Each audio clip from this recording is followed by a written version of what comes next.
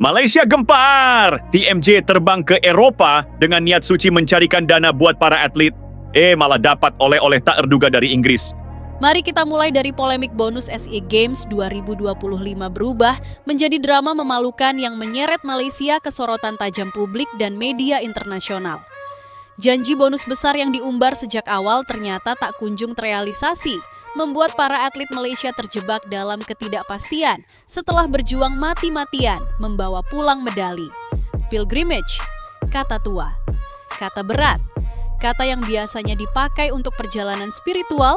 Orang berjalan jauh bukan untuk pamer, tapi untuk menebus, mencari makna, atau membersihkan dosa. Tapi di kisah ini, pilgrimage justru berubah jadi ironi paling pahit. Perjalanan jauh bukan untuk refleksi, melainkan pelarian. Bukan untuk bertanggung jawab, tapi untuk menyelamatkan gengsi. Dan di titik itulah drama ini meledak. TMJ terbang ke Eropa. Katanya urusan strategis, katanya jaringan global, katanya visi internasional. Tapi publik tak lagi bodoh. Atlet menunggu bonus, media menunggu jawaban, rakyat menunggu kejelasan. Yang datang justru kabar, sang pemimpin pergi jauh, meninggalkan masalah di rumah. Ini bukan ziarah, ini kabur.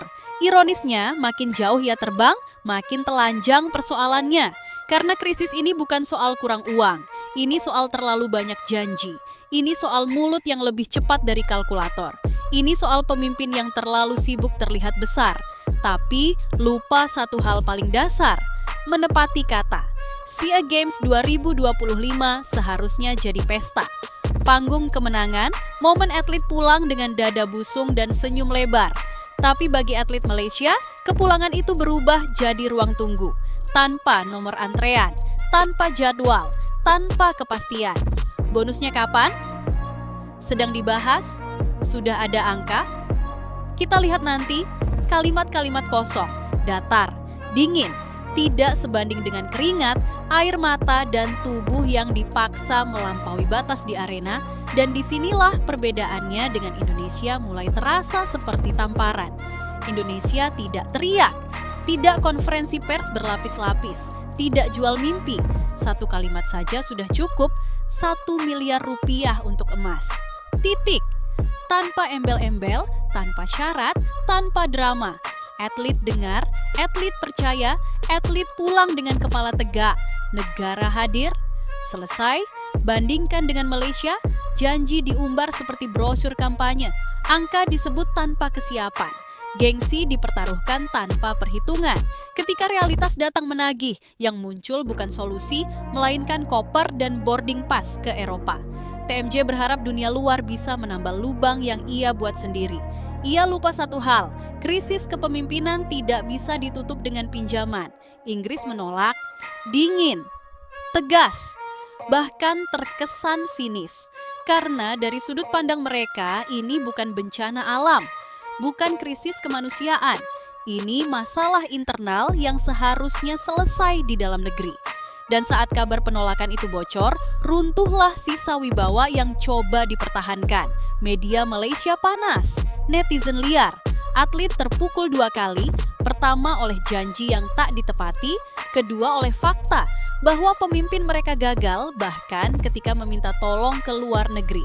Lebih pahit lagi, muncul isu yang membuat Asia Tenggara terdiam sejenak. Malaysia berpotensi meminjam ke Indonesia. Kalau ini film, penonton akan tertawa pahit. Kalau ini satir politik, penulisnya akan dituduh berlebihan.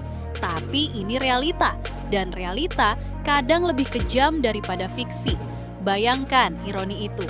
Negara yang selama ini sibuk membandingkan diri dengan Indonesia, kini justru harus mengetuk pintu tetangganya. Bukan untuk tanding, bukan untuk kolaborasi, tapi untuk menutup janji yang gagal ditepati. Ini bukan sekadar malu. Ini penghinaan terhadap konsep kepemimpinan itu sendiri, karena pemimpin sejati tidak dinilai dari seberapa sering ia tampil di forum internasional. Pemimpin dinilai dari apa yang terjadi setelah kamera mati, setelah sorak-sorai berhenti, setelah atlet pulang ke rumah dan bertanya, negara ada atau tidak? Indonesia menjawab pertanyaan itu dengan tindakan, Malaysia menjawabnya dengan rapat, dan rapat seperti biasa hanya menghasilkan satu hal, waktu yang terbuang. Media asing tidak kejam, mereka hanya jujur. Mereka melihat kontras yang telanjang. Satu negara memastikan, negara lain menunda, satu negara membayar, negara lain menjelaskan, satu negara dihormati, negara lain ditertawakan. Ini bukan soal nominal, bukan soal siapa paling kaya, karena faktanya kekayaan pribadi tidak otomatis berubah jadi tanggung jawab publik. Status elit tidak menjamin keberanian moral. TMJ mungkin punya segalanya, uang, jaringan pengaruh, tapi semua itu runtuh ketika satu janji kecil tak bisa dipenuhi. Dan disitulah letak tragedinya.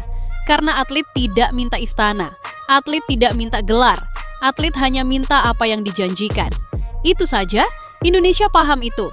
Makanya negara hadir cepat, karena mereka sadar, menunda bonus berarti mengkhianati momentum, mengkhianati psikologis atlet, mengkhianati pesan bahwa negara menghargai pengorbanan.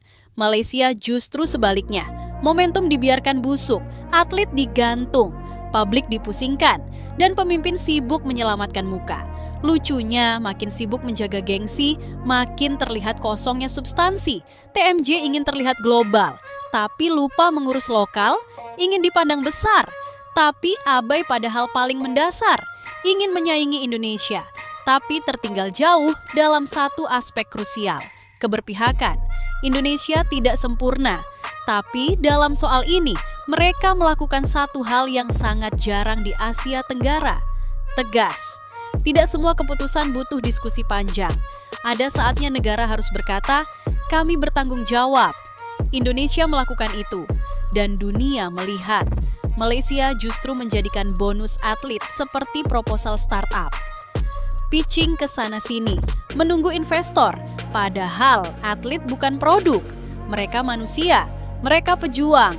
Netizen Asia Tenggara tertawa bukan karena benci, tapi karena absurditasnya terlalu nyata. Atlet sudah berjuang, pejabat masih cari cara. Atlet sudah berdarah, pemimpin masih hitung citra. Dan ketika TMJ akhirnya sadar bahwa dunia luar tak bisa menyelamatkannya, semuanya sudah terlambat. Karena kepercayaan itu seperti kaca. Pecah sekali, sulit utuh kembali. Yang tersisa hanyalah satu kesimpulan pahit. TMJ bukan dipermalukan oleh Indonesia, bukan oleh media asing, tapi oleh janjinya sendiri. Dan sejarah olahraga selalu mencatat hal-hal seperti ini. Bukan siapa paling banyak medali, tapi siapa yang hadir ketika atlet selesai bertarung. Indonesia hadir, Malaysia menghilang. Ini bukan soal kalah di arena, ini soal kalah di meja tanggung jawab. Ini bukan rivalitas, ini peringatan. Karena dalam olahraga, yang paling memalukan bukan kekalahan. Yang paling memalukan adalah pemimpin yang lenyap setelah kemenangan atletnya sendiri. Dan sejarah tidak pernah lupa itu. Yang sering dilupakan para elit, dan ini penyakit klasik di Asia Tenggara, adalah satu ilusi berbahaya. Mengira atlet akan selalu sabar. Mengira mereka akan selalu patuh. Mengira medali bisa terus datang meski janji dibiarkan menggantung. Padahal, atlet bukan patung di etalase prestasi. Mereka manusia. Mereka punya ingatan, dan ingatan atlet lebih tajam daripada pidato pejabat. Sekali dikhianati, luka itu menetap. Malaysia hari ini sedang memanen konsekuensi dari budaya janji tanpa eksekusi. Dari kebiasaan bicara dulu, hitung belakangan. Dari gaya kepemimpinan yang lebih sibuk menjaga citra daripada menata sistem. Bonus atlet bukan kejutan. SEA Games bukan acara dadakan. Semua tahu kapan, semua tahu risikonya. Tapi tetap saja perencanaan seolah dilakukan sambil berjalan. Indonesia mengambil jalan sebaliknya. Tidak banyak bicara sebelum angka benar-benar siap. Itulah sebabnya ketika pengumuman keluar, tidak ada koreksi, tidak ada klarifikasi, tidak ada tunggu revisi. Satu suara, satu angka, satu arah. Ini bukan soal siapa lebih kaya. Ini soal siapa lebih siap. Dan kesiapan selalu mengalahkan kesombongan. TMJ mungkin merasa terpojok, mungkin merasa tidak adil, mungkin menganggap kritik ini terlalu kejam. Tapi dalam kepemimpinan publik, perasaan pribadi tidak relevan. Yang relevan hanya satu, apakah janji ditepati atau tidak. Ketika jawabannya tidak, maka semua pembelaan menjadi kosong. Terbang ke Eropa dalam situasi seperti ini bukan simbol diplomasi, itu simbol panik. Itu pesan tidak langsung bahwa krisis di rumah sudah terlalu besar untuk dihadapi sendiri. Dan publik membaca pesan itu dengan jelas. Kalau di rumah saja tak selesai, apa yang mau dibanggakan di luar? Itu pertanyaan yang kini menghantui. Lebih menyedihkan lagi, atlet menjadi korban komunikasi yang buruk. Mereka mendengar janji dari media. Mereka merayakan kemenangan dengan harapan. Lalu tiba-tiba harapan itu berubah jadi spekulasi, menjadi rumor, menjadi isu politik. Atlet tidak seharusnya berada di posisi itu. Indonesia paham betul satu prinsip penting. Bonus bukan hadiah, tapi penghargaan. Hadiah bisa ditunda. Penghargaan harus tepat waktu, karena penghargaan adalah pesan. Pesan bahwa negara melihat, menghargai, dan berdiri di belakang perjuangan atletnya. Malaysia gagal mengirim pesan itu. Dan ketika pesan tak sampai, yang muncul adalah kebisingan. Media saling bersahut, pejabat saling lempar, TMJ bicara opsi, atlet menunggu kepastian, publik lelah. Ini bukan krisis finansial, ini krisis kredibilitas. Sementara itu, Indonesia menikmati efek domino dari keputusan tegasnya. Atlet lebih percaya diri, regenerasi lebih sehat, orang tua tidak ragu menyekolahkan anaknya ke olahraga, sponsor datang dengan keyakinan bahwa sistemnya jelas. Keputusan soal bonus ternyata bukan soal uang hari ini, tapi investasi kepercayaan jangka panjang. Malaysia justru merusaknya sendiri. Ironi paling pahit adalah ketika media asing mulai menjadikan kasus ini sebagai studi banding. Bukan lagi sekadar berita, tapi contoh bagaimana kepemimpinan yang ragu-ragu bisa menjatuhkan citra negara. Bayangkan itu, atlet menang, negara justru jadi bahan diskusi negatif. Dan di tengah semua itu, TMJ kehilangan satu hal paling mahal bagi seorang pemimpin, narasi. Narasi tidak bisa dibeli, tidak bisa dipinjam, tidak bisa dinegosiasikan di Eropa. Narasi dibangun dari konsistensi, dari keberanian mengambil risiko, dari kesediaan bertanggung jawab saat salah. Indonesia menguasai narasi karena tindakannya selaras dengan ucapannya. Malaysia kehilangan narasi karena ucapannya lebih cepat dari tindakannya. Itulah sebabnya isu pinjaman, entah benar atau tidak, sudah cukup menghancurkan wibawa. Karena orang percaya itu mungkin. Dan dalam politik, persepsi sering lebih mematikan daripada fakta. Jika benar Malaysia sampai meminta bantuan ke Indonesia, maka itu bukan sekadar ironi. Itu simbol runtuhnya gengsi yang selama ini dijaga mati-matian. Rivalitas yang dibangun di atas perbandingan dangkal akhirnya ambruk di hadapan realitas. Indonesia tidak perlu mengejek. Dunia sudah melakukannya. Dan jangan salah, kritik ini bukan untuk menertawakan atlet Malaysia. Justru sebaliknya, simpati terbesar ada pada mereka. Mereka berjuang, mereka menang, mereka pulang, lalu dibiarkan menunggu. Yang pantas ditampar adalah mereka yang berjanji tanpa kesiapan. Dalam olahraga, kejujuran lebih penting daripada gengsi. Lebih baik menjanjikan sedikit tapi ditepati, daripada menjanjikan besar tapi menghilang. Indonesia memilih jalan itu. Malaysia terjebak pada ambisi citra. Dan sejarah selalu berpihak pada yang konsisten. TMJ mungkin masih punya waktu untuk memperbaiki. Tapi luka ini tidak akan cepat sembuh. Karena atlet akan selalu ingat siapa yang hadir dan siapa yang pergi ketika mereka berdiri di puncak podium. Akhirnya, ini menjadi pelajaran pahit yang mahal. Kepemimpinan tidak diuji saat sorotan, tapi saat krisis. Dan dalam krisis ini, Indonesia berdiri. Malaysia goyah, bukan karena kalah medali, tapi karena kalah keberanian untuk bertanggung jawab. Dan itu, dalam olahraga, adalah kekalahan paling telak. Ada satu momen krusial yang sering luput dari perhatian publik, tapi sangat dipahami oleh atlet. Detik setelah podium. Bukan saat lagu kebangsaan diputar, bukan saat bendera naik, tapi saat atlet turun, duduk sendiri dan bertanya dalam hati, setelah ini hidup gue berubah atau enggak? Disitulah negara diuji. Indonesia menjawab momen itu dengan kehadiran, dengan kepastian, dengan kalimat sederhana yang punya daya ledak luar biasa. Negara tidak akan membiarkan kalian berjuang sendirian. Bukan lewat slogan, lewat transfer nyata. Malaysia, diam, menunggu, mengulur, mengalihkan. Dan ketika pemimpin mulai lebih sibuk mengelola persepsi ketimbang menyelesaikan masalah, krisis itu berubah dari administratif menjadi moral. TMJ terjebak dalam satu kesalahan klasik elit berkuasa, mengira reputasi bisa menyelamatkan segalanya. Padahal reputasi itu rapuh. Ia hanya bertahan selama ucapan dan tindakan berjalan sejajar. Begitu jalurnya pecah, reputasi berubah jadi beban. Setiap hari tanpa kepastian bonus adalah hari di mana wibawa itu terkikis. Dan publik melihatnya jelas.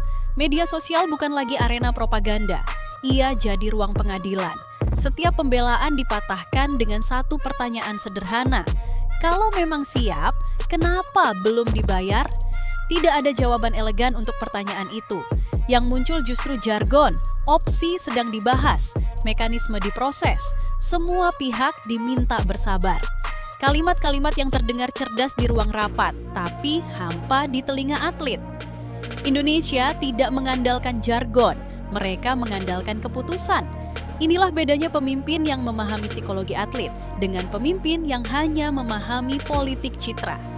Atlet hidup dari ritme, dari momentum, dari keyakinan bahwa setiap pengorbanan ada imbal balik yang jelas. Begitu keyakinan itu retak, prestasi berikutnya ikut terancam. Dan ini yang paling berbahaya bagi Malaysia, kerusakan jangka panjang. Karena atlet junior melihat, pelatih melihat, orang tua melihat, mereka menyimpan satu pertanyaan di kepala. Kalau juara saja begini, bagaimana kalau kalah? Indonesia justru mengirim pesan sebaliknya.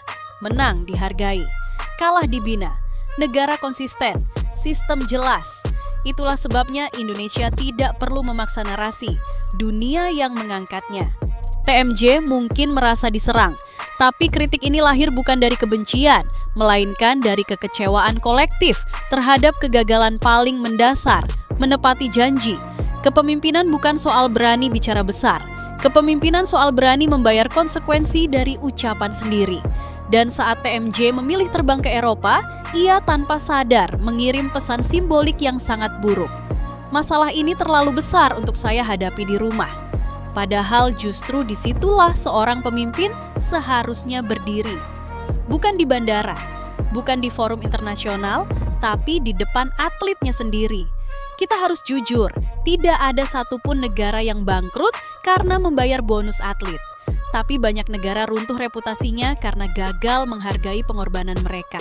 Malaysia kini berada di persimpangan itu, sementara Indonesia melaju dengan tenang, tanpa perlu membandingkan diri secara verbal. Karena perbandingan terjadi dengan sendirinya, di mata media, di mata publik, di mata atlet Asia Tenggara. Yang satu memberi kepastian, yang satu memberi penjelasan. Dan dalam olahraga, kepastian selalu menang. TMJ ingin menyaingi Indonesia dalam gengsi, tapi lupa bahwa gengsi tanpa tanggung jawab hanyalah topeng rapuh. Begitu tersentuh realitas, ia pecah. Yang tersisa hanyalah ironi pahit, ingin terlihat besar di luar negeri, tapi gagal berdiri tegak di dalam negeri sendiri. Indonesia tidak sempurna, tapi dalam kisah ini, Indonesia melakukan satu hal yang sangat jarang, menghormati atlet tepat waktu. Dan itu membuat perbedaan yang tidak bisa ditutup dengan retorika apapun. Sejarah olahraga tidak mencatat siapa paling keras berbicara. Sejarah mencatat siapa yang hadir ketika janji harus ditepati. Dan pada akhirnya, catatan itu akan dibaca ulang oleh generasi berikutnya, oleh atlet muda, oleh publik, oleh dunia. Indonesia akan dibaca sebagai contoh ketegasan. Malaysia akan dibaca sebagai peringatan, bukan karena kalah medali, tapi karena kalah memegang kata. Karena begini, di dunia olahraga prestasi, luka paling dalam itu bukan di otot, bukan di ligamen, tapi di kepala, di rasa percaya. Dan kepercayaan itu sekali retak tidak sembuh dengan klarifikasi pers. Atlet Malaysia hari ini bukan hanya menunggu bonus, mereka sedang bernegosiasi dengan pikirannya sendiri, dengan pertanyaan yang pelan tapi mematikan. Apakah negara ini benar-benar menghargai gua? Pertanyaan itu tidak muncul tiba-tiba. Ia lahir dari diam yang terlalu panjang, dari janji yang tak kunjung turun ke rekening, dari kabar bahwa pemimpin mereka justru mencari solusi ke luar negeri, seolah masalah di rumah sendiri tidak cukup penting. Disitulah mental bertarung mulai goyah. Atlet yang ragu pada negaranya akan ragu pada dirinya sendiri. Dan atlet yang ragu, sekuat apapun fisiknya, akan selalu setengah langkah terlambat di arena. Indonesia paham risiko ini, makanya mereka memotong keraguan itu sejak awal. Tidak memberi ruang untuk spekulasi, tidak memberi celah untuk rumor. Negara hadir sebelum atlet sempat bertanya, itu kecerdasan kepemimpinan yang sering diremehkan. Malaysia justru membiarkan keraguan tumbuh liar. Dan ketika keraguan itu menyebar ke ruang ganti, ke pusat latihan, ke akademi junior, maka krisis ini berubah dari satu kasus bonus menjadi bom waktu prestasi. TMJ mungkin masih berpikir ini bisa diselesaikan dengan uang, tapi yang ia lewatkan adalah kerusakan emosional tidak bisa dibayar mundur. Sekalipun bonus akhirnya cair, rasanya tidak akan sama. Momen sudah lewat, pesan sudah gagal dikirim. Dan atlet tidak lupa momen-momen seperti itu. Sejarah olahraga penuh dengan cerita seperti ini. Negara-negara yang dulu kuat, lalu perlahan kehilangan daya saing karena satu hal sederhana, atlet tidak lagi merasa dilindungi.